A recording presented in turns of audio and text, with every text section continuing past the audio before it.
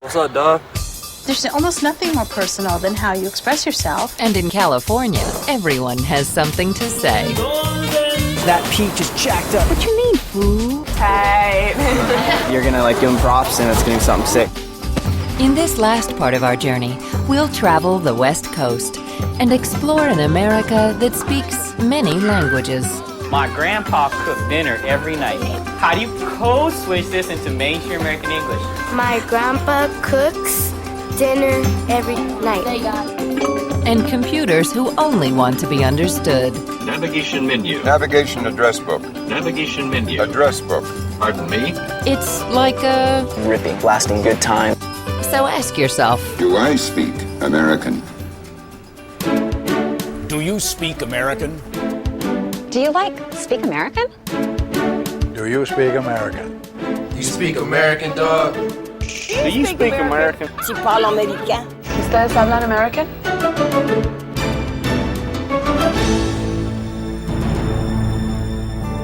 Do You Speak American has been made possible in part by the National Endowment for the Humanities, promoting excellence in the humanities. Additional funding is provided by the William and Flora Hewlett Foundation, the Ford Foundation, Rosalind P. Walter, and the Arthur Vining Davis Foundations.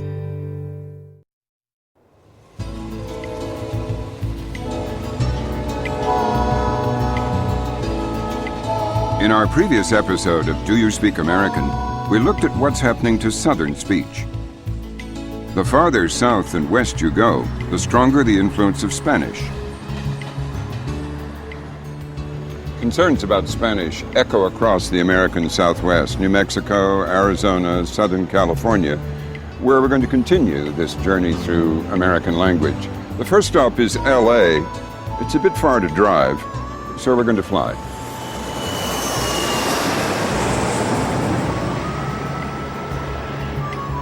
Spanish is just one of the language influences we'll look at as we follow the West Coast from LA to Seattle and ask, do you speak American?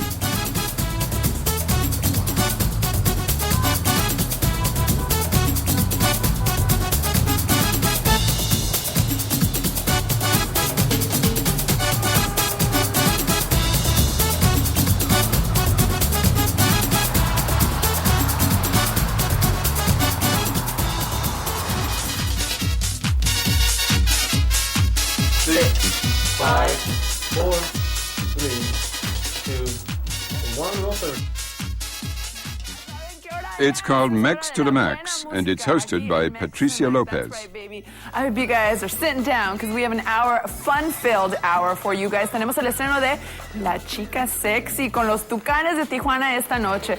Come on, 1, 4, 3, 1, 7.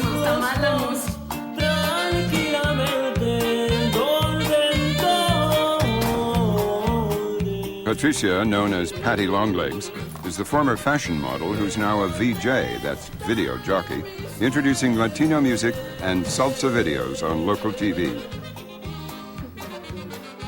My language is Spanglish. It's great because it's half English, half Spanish. And you know what time it is, baby. It's time for the emails, yes?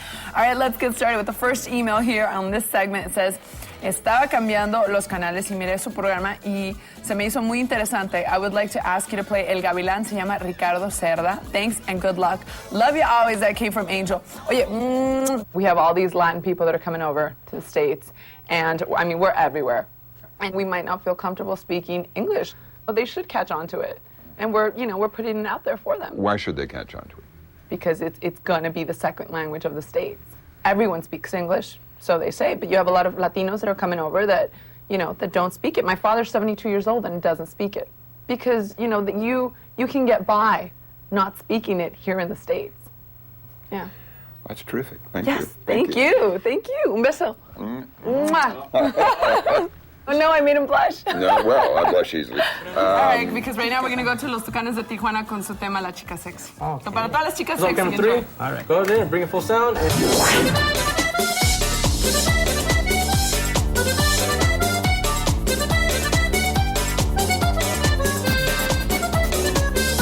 Y la chica se mueve sexy, y la chica se mueve rico, esa chica se mueve suave. chica se mueve sexy. Y la chica se mueve rico. Esa chica se mueve suave. Esa chica me sube el ritmo. 2 minutes.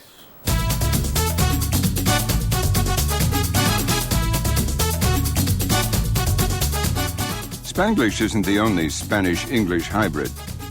Carmen Fott is a linguist who's been studying Chicano, one of the street talks of Latino Los Angeles.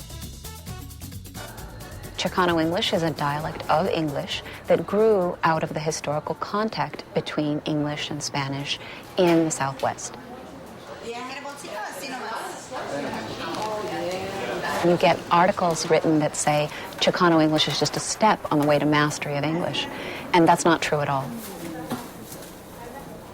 Chicano English is now its own vibrant, thriving dialect. It's not going anywhere. Luckily for me, because I do research on Chicano English. Carmen did much of her research with high school kids with Spanish-speaking parents. She took us to a nearby park to hear some Chicano English. Chris can't throw. He ain't nothing no more. Nothing on him. Wanting the kids to be as relaxed as possible, we put radio mics on 2 of them. And then we and the camera are keeping well back. Let's see. So what's up, dog? What's cracking, dog? What's cracking tomorrow? About the Super Bowl? Yeah. Hey, what's up then? We gonna throw a party? What's up? What girls you gonna have over there? Man, the only thing I know that there's gonna be a bunch of primas. What about the party you took Mark to? What, Mark Southgate? Ramirez, yeah, in Southgate. That's his family, fool. Nah, are you serious? Yeah, there was a bunch of highness over there, dog. Nah. Highness on the ones that get la coger. Fine they were, dog. In terms of slang items, when he asked him who's going to be at the party, is there going to be any hotness there? Hotness? Meaning, are there going to be any good-looking girls there? I'm tired of talking to you, though. I'm tired of talking to you, fool. It's been a while, though. Also, the pitch, the intonation, you'll hear some of the syllables drawn out. What? What you mean, fool? Like that, those sorts of things. That's also very characteristic of Chicano English. What about these fools? What do you think about these fools? You think they're gonna grow up to be some real football players or what? Man, that little short foot with cut off sleeves, that's my cousin, dog. He might probably be something. The use of fool for fool as a term like man or guy, that's very common among kids who speak Chicano English of this age group. In fact, occasionally when I was doing field work and I was interviewing kids who spoke Chicano English, they would actually call me fool, just kind of slipping it in there the same way we might use man or guy. Yeah. Keisha, dog. Keisha over there in Southgate, dog. She's Mexican with a name like that? Yeah, dog. Serious? She speaks Spanish too? Nah, she don't even speak no Spanish. And they throw in the occasional word in Spanish, or? Yes, and in fact, what's interesting is that many people believe that Chicano English is a Spanish accent, someone whose first language is Spanish and doesn't speak English well yet. But in fact, as we just heard, we heard Jesse speaking, and he doesn't in fact speak Spanish, only enough to throw in a few words, and those words actually tend to be taboo or swear words. ¿Qué? ¿De qué? No te entiendo, güey. And it's still the classic pattern that the first generation born in the United States often will retain the home language. But by the second generation born here, the home language is very often lost. So I don't think Spanish is a threat to English in any way. I think, if anything, it's Spanish that's endangered, and we might want to look out for it. Pues después será. Adiós. Like Carmen, other linguists believe Spanish is no more a threat to English than German or Italian, which once provoked similar fears.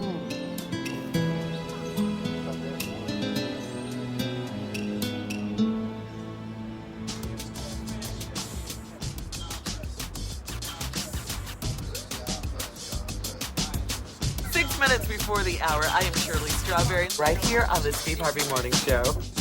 Morning drive time in L.A. Early in 2003, Hispanic Americans passed African Americans to become the biggest minority. We are a shake your booty radio station. But with young Hispanics moving into English, will Spanish ever have the impact of African American English? You won't believe this one, but guess what? It's another Common song. This is my man. This is from Electric Circle. Spread through rap, hip-hop, soul, and DJs like Steve Harvey, the Black English influence on mainstream American is profound. right, here we go. Do you speak American? I speak good enough American. You know, I think there's variations of speaking American. Sure. I don't think there's any one set way because America is so diverse. So I don't think that there's a certain way to speak American. You know, man, Upward America is not my audience. My audience is mostly grassroots people. And I sound mostly like they uncle. So, see, like I said, I sound mostly like they uncle. And I was cool with that. That sounds good to me. Isn't. You know, isn't is not in my vocabulary. The word is ain't.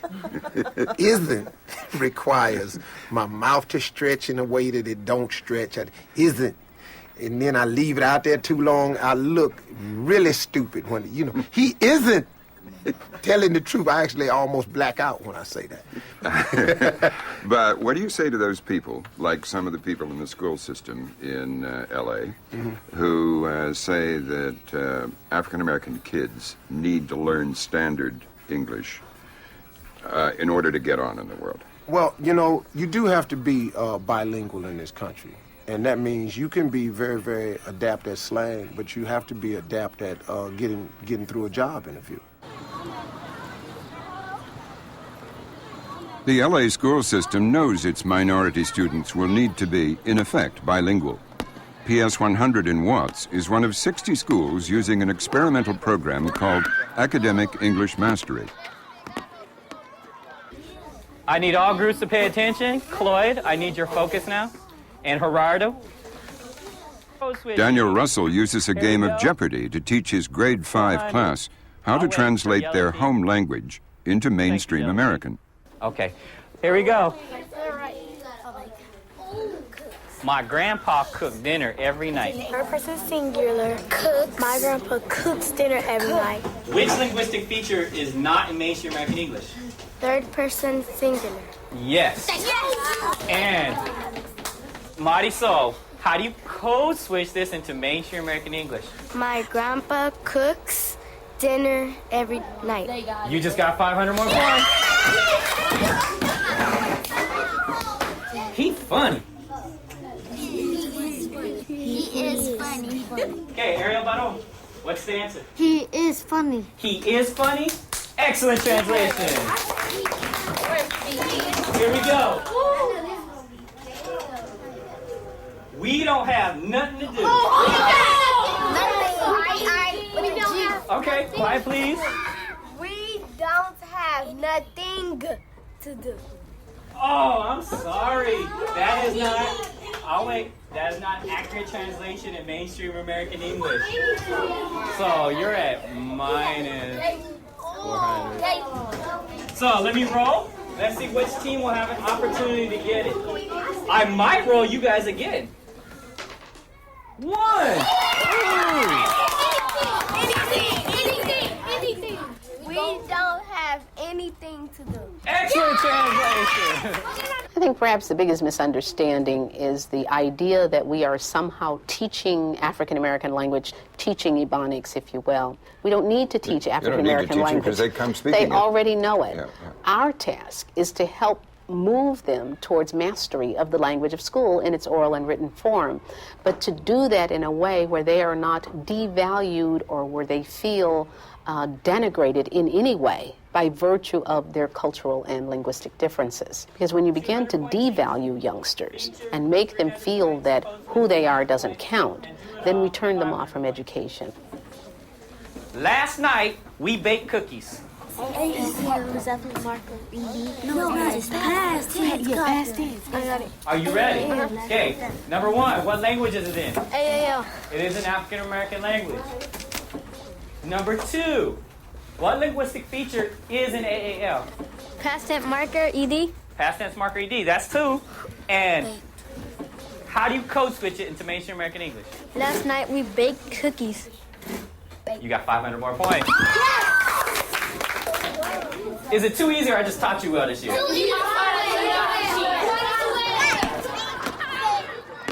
Students in the program show significant gains in written English. Those behind it believe that unless more teachers treat home language as sympathetically, they'll condemn more generations to school failure. language remains a formidable frontier in the legacy of slavery.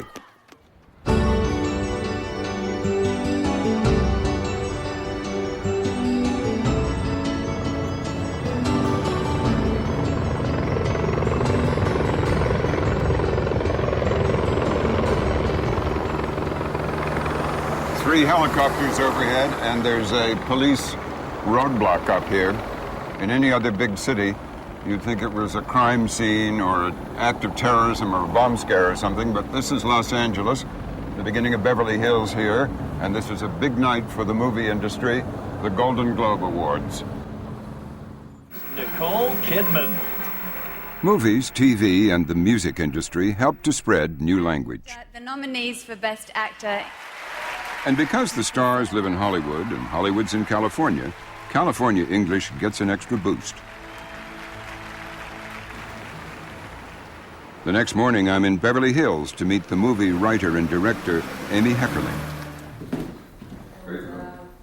Though she herself comes from the Bronx, she puts a lot of California slang into her scripts. Amy even compiled her own dictionary for her most famous movie and the TV series that followed it, Clueless.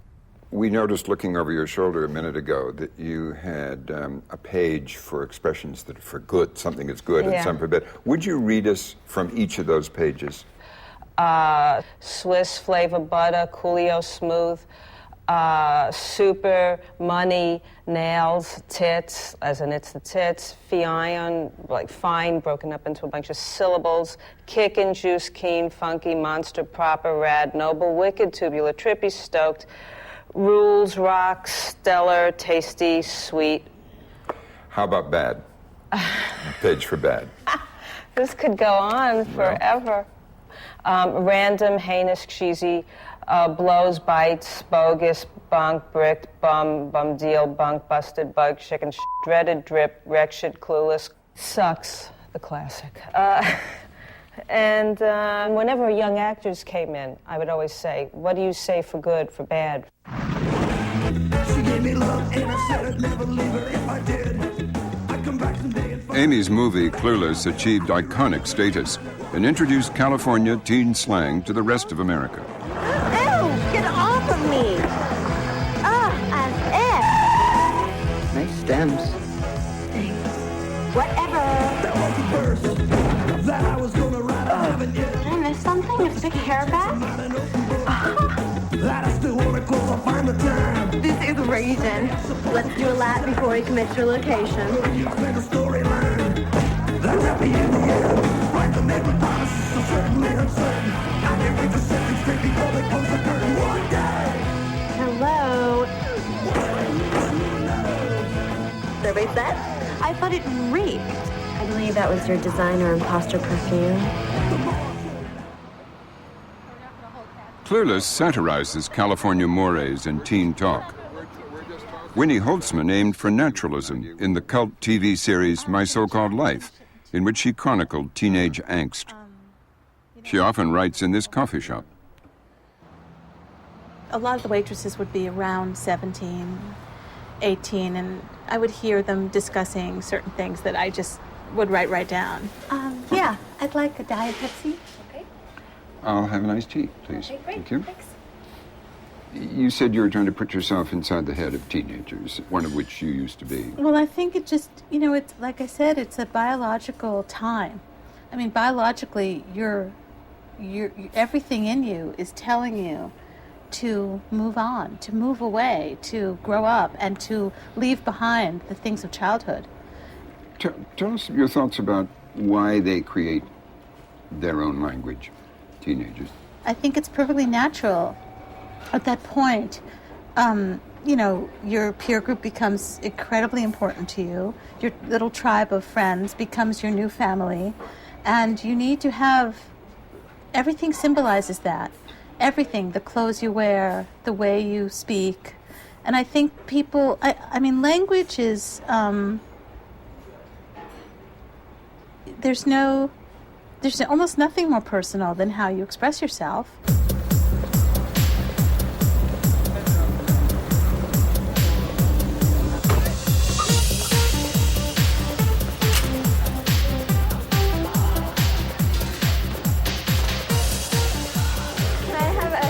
cheese pizza and a small soda, please. I'm curious to find out how California teenage slang has moved on since the early 90s, when Clueless and My So-Called Life were first released. So I'm in Irvine, south of LA, to meet a bunch of teens from the local high school, whom I can call, as we all seem to these days, you guys. Do you guys still say so, not, whatever? Yes. Yeah, Clueless, because, like, now I'm, like, permanently, like messed up because like I say like and dude every other word because of that movie. It's horrible. You can't get it out. You can't get Clueless out of your system. Is that? I saw it once. It became kind of like a culture trend, sort of. So like a lot of kids started saying it, and then people would do the, how do you do the whatevers? Whatever, moron. Get the picture. You're a total loser. Hey, could I ask you some expressions and ask you what they mean? Tight. Tight. How do you say it? Tight. Is it about appearance? Oh, like if you got a new car and it's really nice to say my new car is tight, you know. Uber. You can be an Uber nerd, or it's like super nerd, or Uber anything. Fob. Asians who came to America not too recently. Like when you speak and you still have an accent, like your English is still kind of fobby. Word. Like, I agree. Word. How do you say it? That test was so hard. Word. Meaning? I agree. Oh, the other person says word. Yeah. I see. Exactly That test word. was so hard. Yeah. Word. What's up? What's up, girl? They do. Yeah. A lot of like those kinds of things come from like the rap and the rap music, as you hear them sort of like, oh my peeps and y'all, yo. Guys always like they're walking and they see another guy, they're like, hey, sup? The middle seat and the back seat, like it's bitch seat, like you're sort of like the bitch, like, you know, like you're my bitch, you know, sort of like that. But we use bitch like, dude, you're my bitch, you know, or oh, so and so's gonna be my bitch for like homecoming or whatever. Prison, you know. I made that test my bitch. You nailed that test and like you aced it, or you did really well on it. You still say it. Many people across the country are familiar with the California dialect from movies like Clueless. It includes some shifts in the sound system. So, for example, one of the things I've studied is ooh fronting. Words that have ooh in them in California English are often pronounced very close to the front of the mouth. So the word do might be pronounced more like do. I do. Oh, very good. That's it. I do. And also words with o, go. I'm going to go. Yes, that's also common. Put those together in some sentences that sound like California. You're going to go? Oh, my God. You like him? You really do? I'm totally surprised. I do, too, though.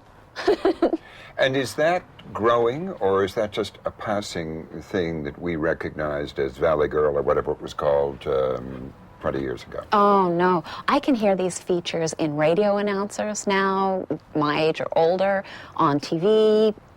It's definitely, the California dialect is here to stay. It's not just a passing fad. What are some of your favorite examples of that? Of California? Of California, yeah. I like I'm all. I think that's a very good one, to be all something as a quotative, introducing quoted speech. So I'm all, I don't think I'm going to go, and he's all, I think you should. And I'm all, why? And he's all, because it'll be fun. And I'm all, I don't think so, etc. Something occurred to me. Do men speak Valley Girl? Ah, that's such a good question. And it's one I wanted to explore. Men speak surfer dude. Surfer dude? Yes.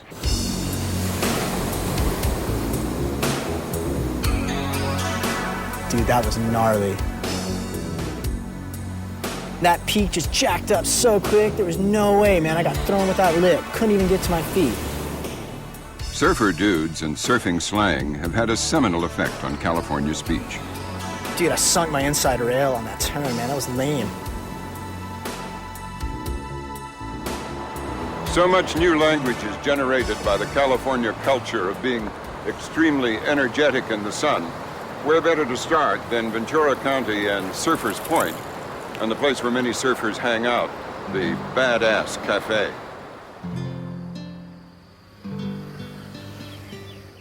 In the 1960s, the Beach Boys were the first to put surf slang into hit songs like Surfin' Safari.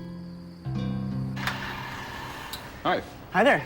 I've come to the Badass Cafe to meet someone who lives to surf. You busy? Not too much today. The surf's too good? So Surf's too good, for sure. Yeah. For sure. George Plomerty has qualified as a paralegal, but he prefers to work here at the Badass. Okay. Be $3, please. Yes. What he earns here pays for his passion, to surf. When he finishes work, George agrees to take me for a ride in his classic Volkswagen minibus and show me world-famous Rincon Point. I've had this car about 7 months now. Oh, really? Yeah. You haven't had it since 1970? No. I haven't even been alive since 1970. I was only born in 75. Right. Oh, God.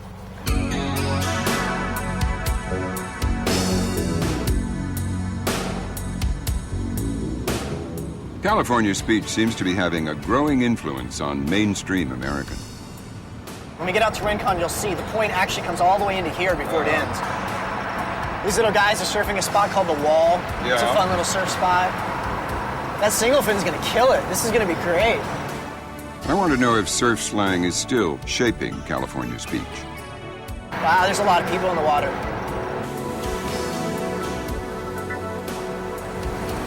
Look at that great wave that guy is still going on. He's gonna set up for a little barrel on the inside. 20 years ago, for our TV series The Story of English, we filmed a rock band called the Surf Punks. Straight drops on both sides. It's super gnarly. I started by showing George a clip from our old film. I think it'll interest you. So, Mark, what did you do today? Well, I got this new stick and I was cranking on some radical tube. Oh, yeah, sure. How big was it? It was radically overhead, man. Oh, give it up. This is take 2. Life's a beat. That's great. So check it out, dude. I was cruising the beach yesterday. And the waves, they were totally cranking. I mean, it was really hot. These certain words find their way into the whole language, and some of it's pretty off the wall. In surfing, when the wave curls over, and that's like the tube or the pocket. So if you're in the tube, you're taking the highest risk, and you're very rad. I saw this chick, and she had a totally tight bod, and she was totally buff, and that means that she is in shape, and she's clean, and she's looking good. Well, some guys wearing some rad outfit just go, wow, man, that's rad. That's pretty gnarly. I mean, Cooking. look at this. We all got the same watches, but totally rad. Way rad. Way rad. Fully rad. So is that stuff still current? Yeah, I think it is. Those words are all used and definitely find their way into vernacular speech. You hear everyone describing things as rad, or or as people being like hot or truly radical. A lot of those phrases that came out in the early 80s got co-opted. They got taken over by some corporate people that used them to schlag t-shirts to the max. That's a wonderful example of something that was taken by Pepsi in the 80s, and just hoard until it's not usable. What are some of the new expressions? Full on. Full on's a great example. Off the wall, he uses that. That's another phrase you hear a lot, Or right on, or fully, or fat. That was fat, like a fat air. That's fat, with a PH. Oh, fat. And fat air means going off really, the wave in the air. Exactly, and being really high. Surfers themselves have just moved into the mainstream of the culture, and that's why their expressions are headed in that direction. We have a lot of people that are professionals that go out and surf in the morning, get as crazy as they can and really push themselves to their limits, and then take a shower and go to the law office. And they're going to carry over that language with them, and a great example of that would be the phrase caught inside. You hear that all over the place in describing any situation where you suddenly have to try and deal with a whole lot of stuff coming at you at the same moment. It seems that surf slang remains as vigorous and inventive as ever. Listen to George describe the perfect ride.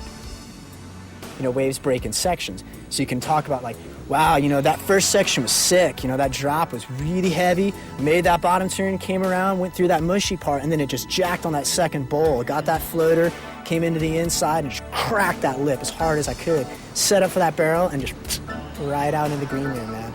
Sick.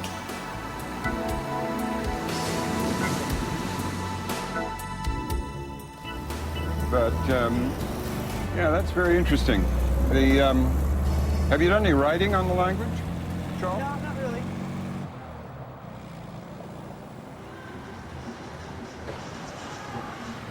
New language always grows at the cutting edge of life, and California's lifestyle is nothing if not cutting edge.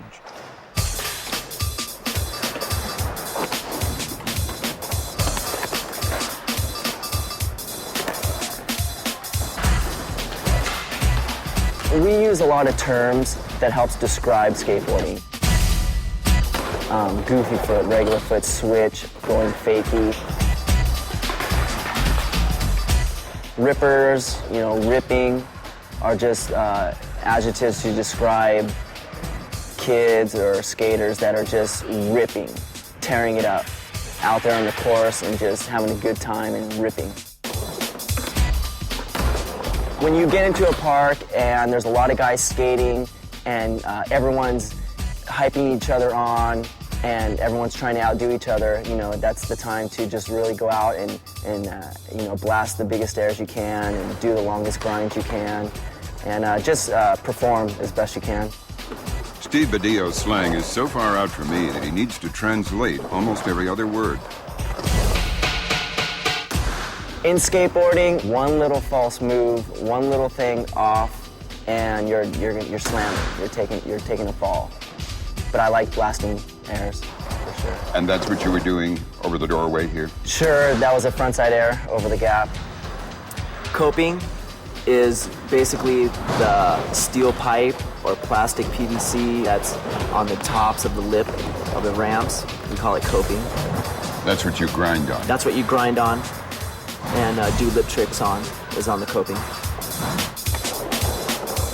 Street skating, vert skating, pool skating, and downhill bombing, which, most skaters love.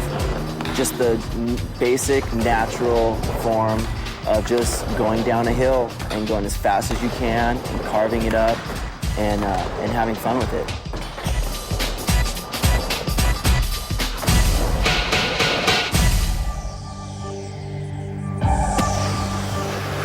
There's a whole new lexicon for snowboarders.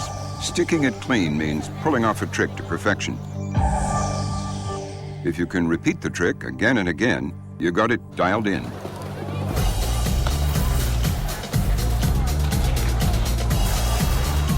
That's sick. That's a super sick stuff. Sick? Yeah, it's pretty much sick. Like, someone goes off and does something and stomps it clean, then you're gonna give them props and it's gonna be something sick, and then that's what you're gonna like. It's gonna raise the level of riding, and then everybody's just get everybody amped up.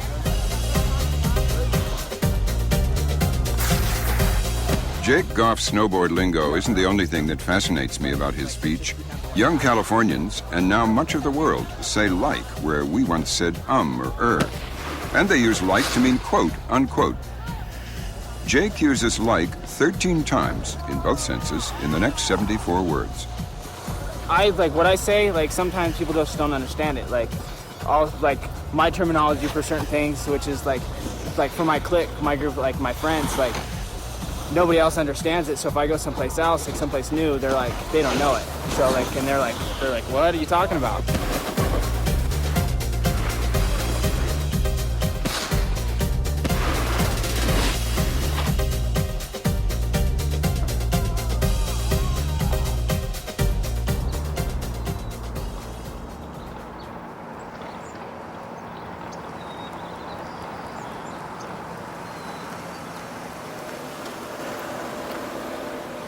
Hi, I'm from Public Broadcasting. We're here to do some filming.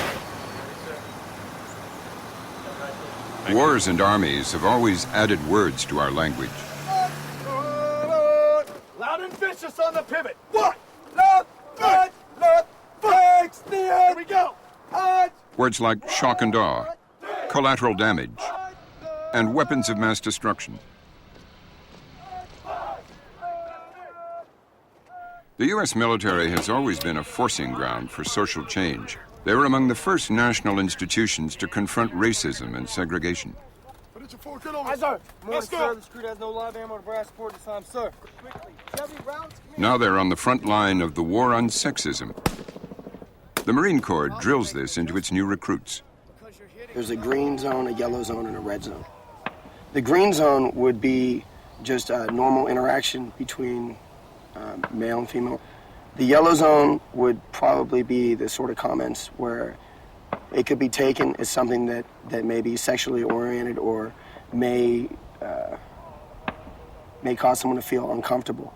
The red zone is considered just to be a blatant sexual remark, like check him or her out, look what they have there, or, I want to get some of that. How has the language changed as far as the way the men talk? Like cursing and telling jokes, and Yeah. like I said, it all depends on how you are. If you can tell a joke just as good as they can, laugh. Tell yours too. If you're the type that you don't want to hear jokes like that, you tell them that, and they should respect that. If you like it, hey, by all means. If you don't, say something. The military reflects what's happening in society at large.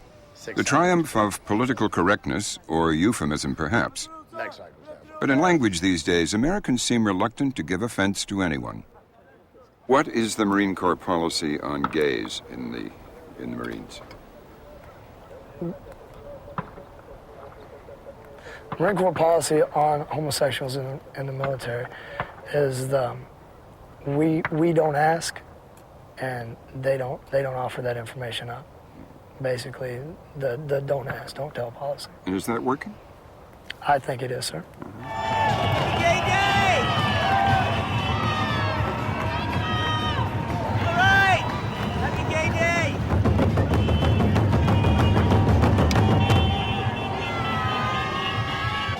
Gay Pride Day in San Francisco. Tom Amiano, a gay comedian in the 1980s, ran for mayor in 2003. Today, many of the words Tom uses to describe the march, queen, queer, fag, dyke, would once have been seen as offensive, homophobic. But today, these women delight in calling themselves dykes on bikes. Dykes on bikes is always a thrill. Dykes on bikes, which always traditionally starts off the parade, because we're now accumulating a history. You'll see the S&M community and the leather community, the cross-dressing drag queen community, gay cops always have a big contingent in that group, gay clergy. You'll even see, yes, my friends, gay Republicans.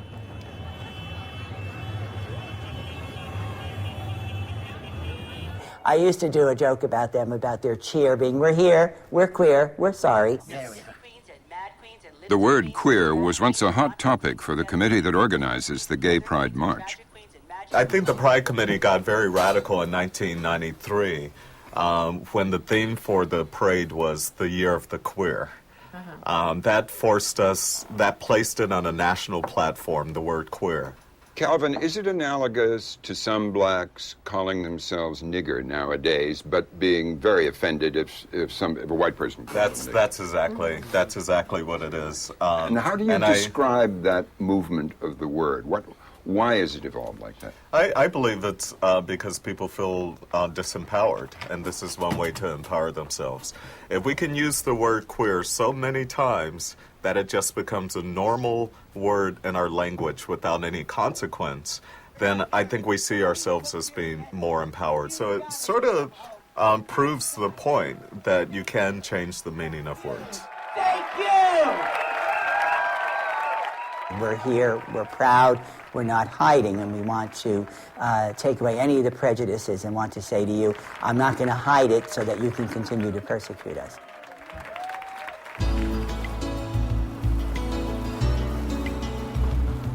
The ability to speak and understand language almost defines what it is to be human.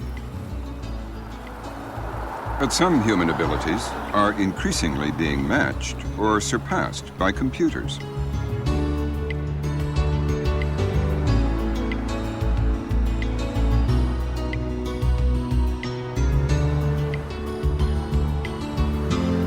Today, in fact, the cutting edge of research in Silicon Valley involves teaching computers to speak to us and understand us, and thus be easier to use.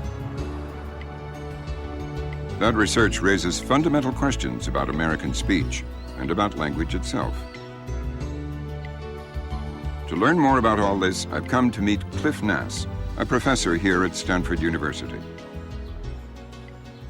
Humans are what we call voice activated. The minute the brain hears something that sounds even remotely like human speech, we bring to bear all the rules and expectations that we do when dealing with other people. So we listen for the same cues. What's the gender of the voice? What's the emotion? What's the personality?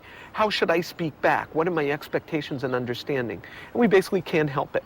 And so what sort of things do they do? Well, they respond with politeness and a whole range of other responses. So it isn't such a bad joke that Canadians say thank you to the automatic teller machine. No, in fact, it's highly natural. It's probably much harder to avoid saying it than to say it. Voice-activated technology has enormous commercial possibilities.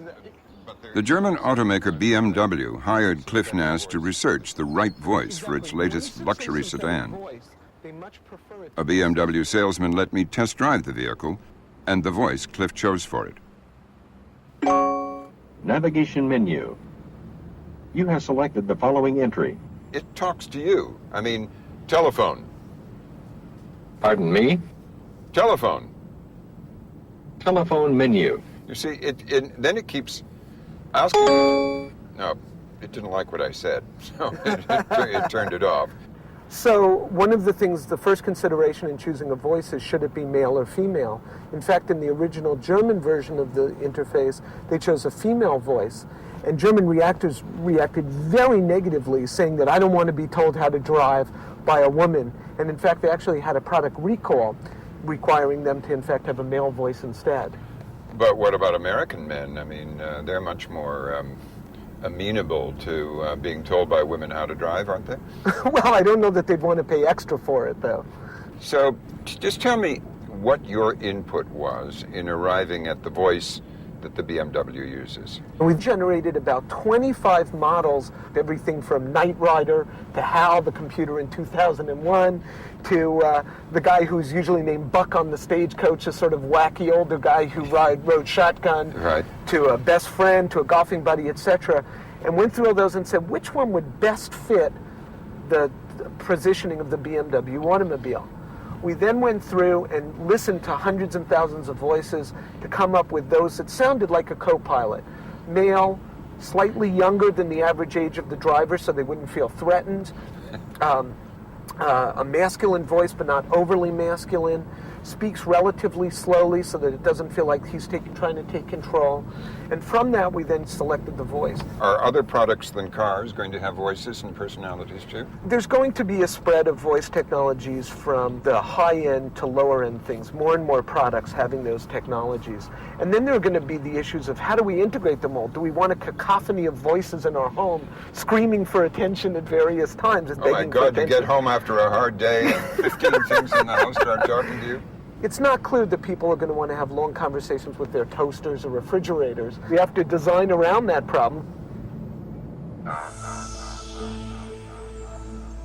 The way we react to voices becomes much more complicated when we can also see who's talking.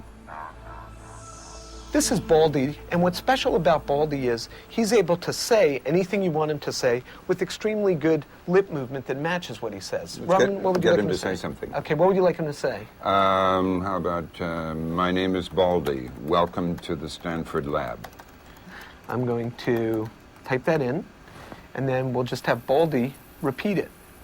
My name is Baldy. Welcome to the Stanford Lab. What about a real human with a synthesized voice? Well, we can show you what that looks like.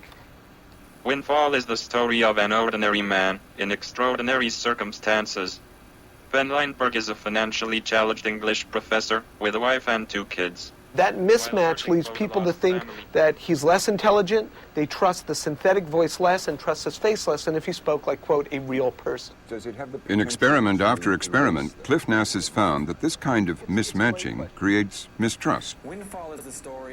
Baldy is not trusted when he speaks with a real human voice. Baldy is more trusted and more liked when he speaks with his synthetic voice, because he himself is synthetic. The implications of this research become really serious when mismatching is applied to race and gender. Oh. Here we see a picture of you. Do I speak American? Here we're using a technology called Vipers, and what we were able to do is just take a still photograph of you, You'll see that the face moves and blinks. That's all being generated by the computer. But most powerfully, we can make you speak in different voices. If I spoke like this, would you hire me for a job requiring contact with the public? So we know immediately that that's a male, an older male speaking, strong, deep voice, suggesting credibility, and it fits very well with the face we see. Now we can ask the question, what would happen if that same face spoke with a voice that didn't match? And here's what that sounds like. If I spoke like this, would you hire me for a job requiring contact with the public? That's funny. I mean, it makes me sound like a white Southerner. Exactly, but interestingly, that voice is not from a white Southerner. That voice is the voice of John Boa, who you spoke with earlier. And here's John Boa saying the same sentence. If I spoke like this, would you hire me for a job requiring contact with the public?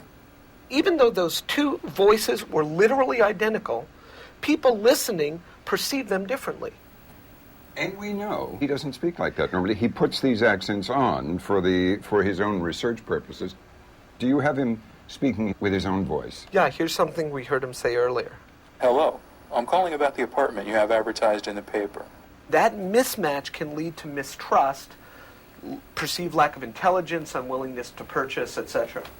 You mean somebody seeing a black African American speaking without an accent they consider appropriate, they mistrust? Exactly, and that wouldn't just apply to African Americans. That would apply to any ethnicities. People, when they see a face, they bring to bear stereotypes of how that person should behave, think, and speak.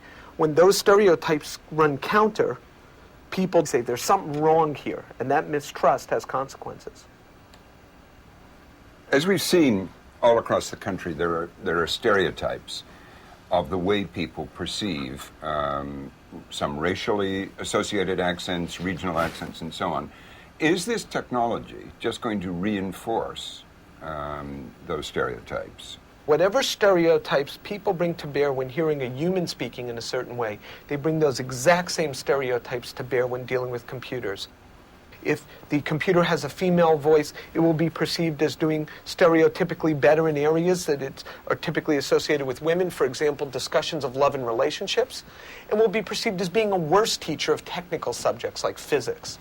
So what will determine whether this use of computers and synthesized voices reinforce those stereotypical perceptions, or is there the potential for erasing them?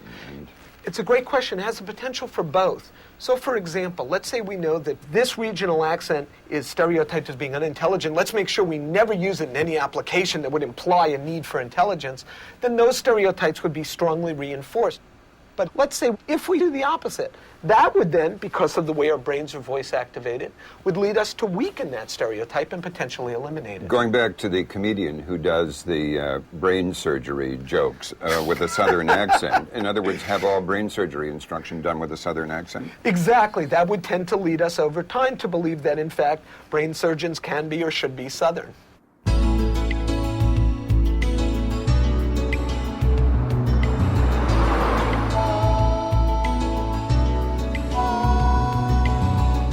$9036. 9036. Dial. Next. Dial.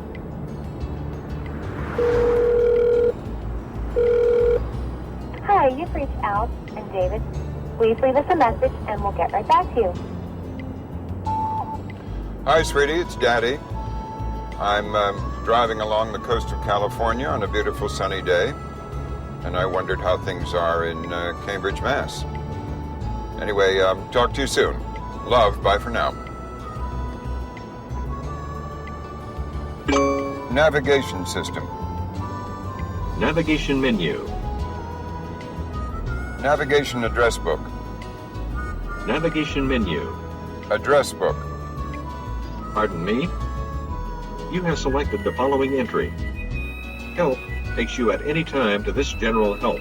With options, the possible command options are read out to you. Help. Yes or no? Yes. Help. Help. Everything in the American experience Each new frontier encountered, geographical, spiritual, technical, has altered our language. What kind of a frontier are we crossing by teaching computers our most fundamental human skill, to speak? That question leaves us one last stop on our journey. From San Francisco, I follow the coast north to the city of Seattle.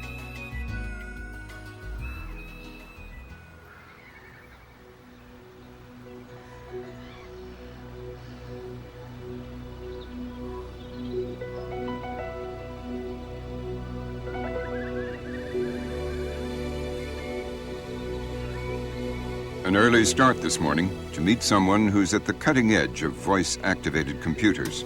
But his job at Microsoft keeps him so busy that the only chance we had to talk was on his drive to work.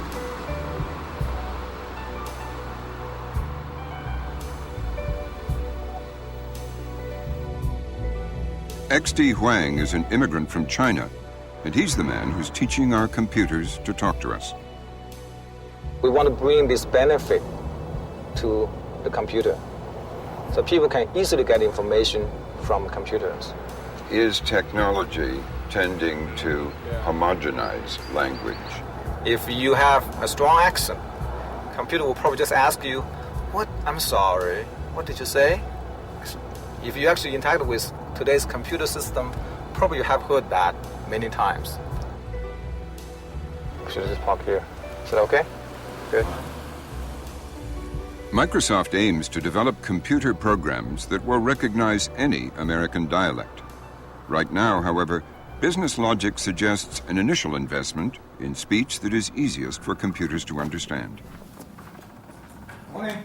I think you told us earlier that if they sounded like CNN, they would be recognized by the computer. If you use standard American English, probably you'll get the work done easier, faster.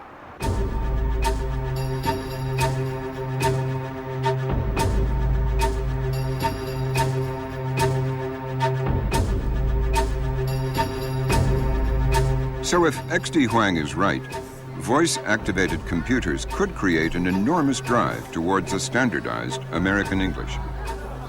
People are always telling me that television has this effect. But on this journey, we've seen that in many ways, Americans are talking less alike, not more. And it seems to me that radio, television, and movies help us understand other ways of speaking, but they don't make us speak that way.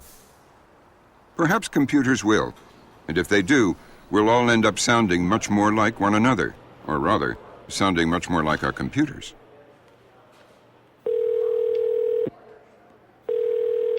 Welcome to United Airlines Flight Information Line.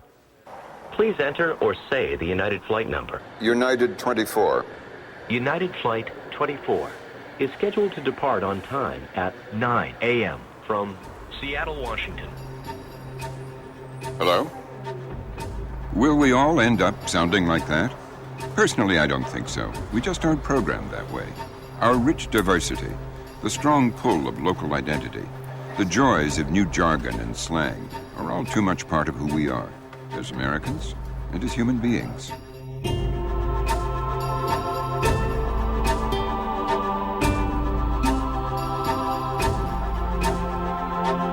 Well, I've reached the end of the road. We began our journey on the ferryboat from Nova Scotia. We end heading out from Seattle, heading not into the sunset of our language, as some fear, but a continuous new dawn.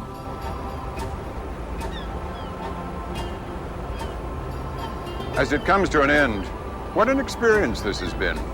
This journey through the American language and the people who speak it, in all their variety and vitality, informality and creativity. How to sum all that up? Certainly no better than Walt Whitman did more than a century ago, when he wrote, "Our language is not an abstract construction of dictionary makers, but has its basis broad and low, close to the ground." Truer than ever. And like, how cool is that?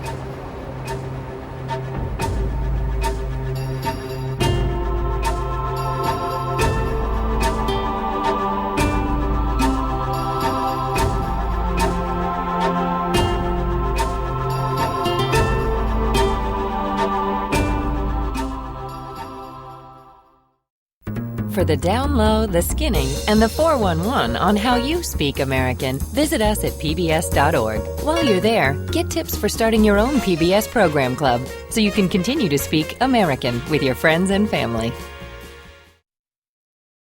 Do You Speak American is available on DVD for $69.95 or VHS for $59.95. A companion book is available for $24.95 plus shipping. To order, call 1-800-336-1917 or write to the address on your screen.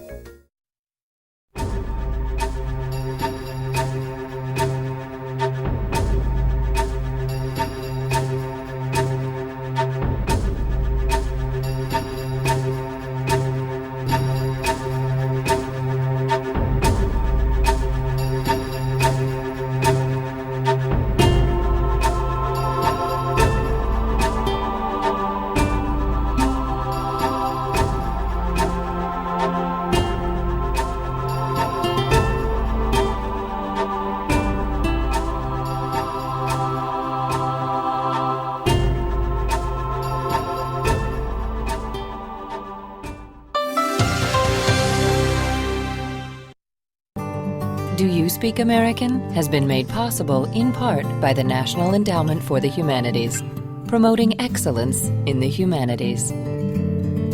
Additional funding is provided by the William and Flora Hewlett Foundation, the Ford Foundation, Rosalind P. Walter, and the Arthur Vining Davis Foundations. I am PBS.